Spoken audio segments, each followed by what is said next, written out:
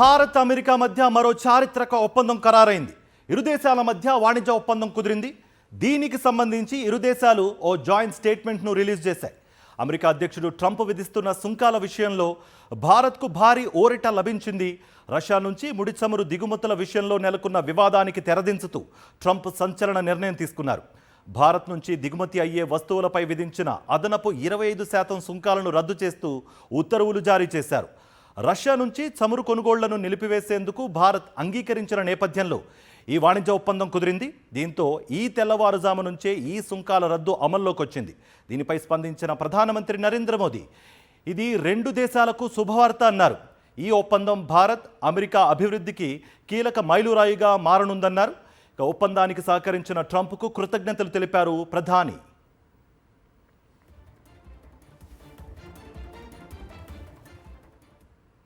ఈ ఒప్పందంలో భాగంగా భారత్ ఇకపై అమెరికా ఇంధన ఉత్పత్తులను కొనుగోలు చేయనుంది. రాబోయే 10 ఏళ్ల కాలానికి అమెరికాతో రక్షణ సహకారాన్ని విస్తృతం చేసేలా ఓ కీలక ఫ్రేమ్వర్క్ భారత్ అంగీకారం తెలిపింది. రాబోయే 5 ఏళ్లలో అమెరికా నుంచి సుమారు $500 బిలియన్ విలువైన ఇంధనం, విమానాలు, విమాన విడిభాగాలు, విలువైన లోహాలు, సాంకేతిక ఉత్పత్తులు, కోల్ను భారత్ కొనుగోలు చేయనుంది. దీనికి ప్రతిగా విమానాలు, వాటి విడిభాగాలపై విధిస్తున్న సుంకాలను కూడా America తొలగించనుంది.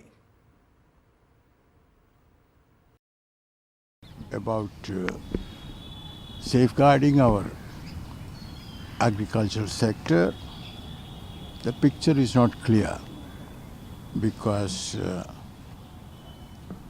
that is what our official statement is. But then there is another statement from the Secretary of Agriculture in the United States, Collins.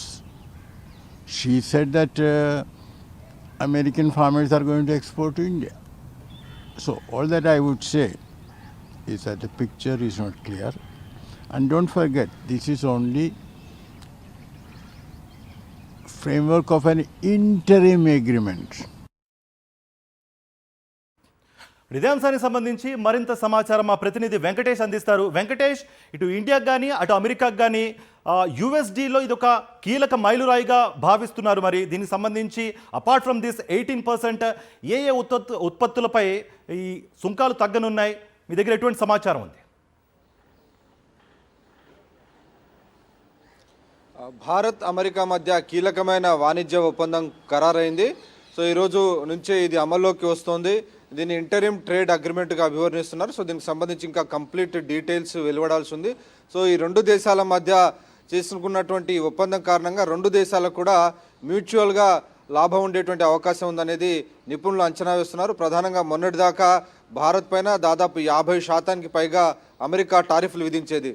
తాజాగా కుదుర్చుకున్నటువంటి ఒప్పందం కారణంగా భారత్ నుంచి అమెరికాకు ఎగుమతి అయ్యేటువంటి వస్తువులపైన 18% టారిఫ్ను విధించబోతున్నారు. సో దీని కారణంగా ప్రధానంగా భారత్లో నుంచి ఎగుమతి అయ్యేటువంటి టెక్స్టైల్స్ కానీ, అలాగే ఆభరణాలు, వీటితో పాటు లెదర్ కానీ, ఫార్మాస్యూటికల్ ఇలాంటి కీలకమైనటువంటి రంగాల నుంచి ప్రతి ఏడాది 17 బిలియన్లకు పైగా ట్రేడ్ ఎక్స్పోర్ట్స్ మన ఇండియా నుంచి అమెరికాకు వెళ్తున్నటువంటి పరిస్థితి. సో ఈ నేపథ్యంలో డెఫినెట్గా 18% ట్యాక్స్కు పరిమితం కావడం వల్ల భారీ ఎత్తున ఇండియా నుంచి అమెరికాకు ఎగుమతులు పెరిగేటువంటి అవకాశం కనబడుతుంది. ఫలితంగా మన దేశంలో కూడా ఉత్పత్తి పెరిగి ఆ మేరకు ఉత్పత్తి పెంచడం వల్ల ఖచ్చితంగా ఇతర యువతకు ఉద్యోగ అవకాశాలు కూడా లభించేటువంటి అవకాశం ఉందని అంచనా వేస్తున్నారు.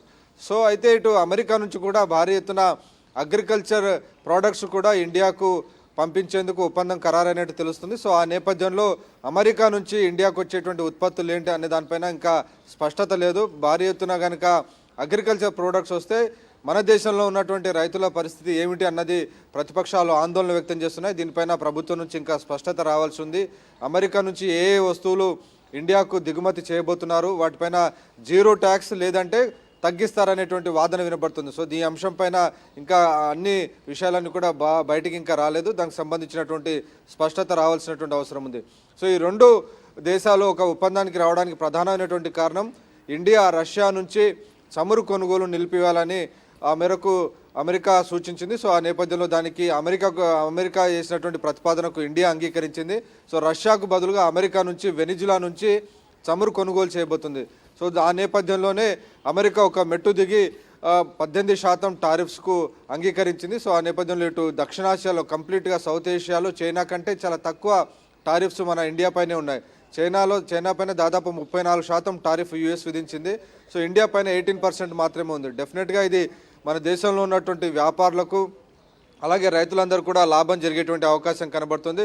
ప్రధానంగా భారీ ఎత్తున మన హైదరాబాద్ నుంచి పెద్ద ఎత్తున ఫార్మాస్యూటికల్ ప్రోడక్ట్స్ అని కూడా అమెరికాకు ఉత్పత్తి అవుతున్నాయి. డెఫినెట్గా ఫార్మా రంగం దీనివల్ల లాభం చేకూరేటువంటి అవకాశం ఉంది. ఫార్మా ఇండస్ట్రీలో ఉద్యోగ అవకాశాలు కూడా పెరిగేటువంటి అవకాశం ఉంది. అలాగే లెదర్ ప్రోడక్ట్స్ కానీ అలాగే ఆభరణాలు వీటన్నిటిని కూడా భారీ ఎత్తున అమెరికాకు పంపిస్తుంది ఇండియా. సో దాని ఫలితంగా దాదాపు ప్రతి ఏడాది $30 ట్రిలియన్ ఎకానమీకి భారత్ నుంచి అమెరికాకు వెళ్ళేటువంటి అవకాశం ఉంది. ఆ మేరకు ద్వారాలు తెరుచుకుంటాయని నిపుణులందరూ కూడా అంచనా వేస్తున్నారు. డెఫినెట్గా ఇది రెండు దేశాలకు కూడా విన్ విన్ సిచ్యువేషన్ ఉండేటువంటి ట్రేడ్ డీల్గా అభివర్ణిస్తున్నారు. సో మన దేశంలో ఎగుమతులు వీలైనంత ఎక్కువగా పెంచుకుంటే ఆ మేరకు ఖచ్చితంగా మన దేశంలో ఉన్నటువంటి వ్యాపారులు అలాగే రైతులు వాటి ద్వారా ఈ ఇండస్ట్రీ పెరగడం వల్ల ఉపాధి అవకాశాలు ఉద్యోగ అవకాశాలు కూడా పెరిగేటువంటి అవకాశం కనబడుతుంది.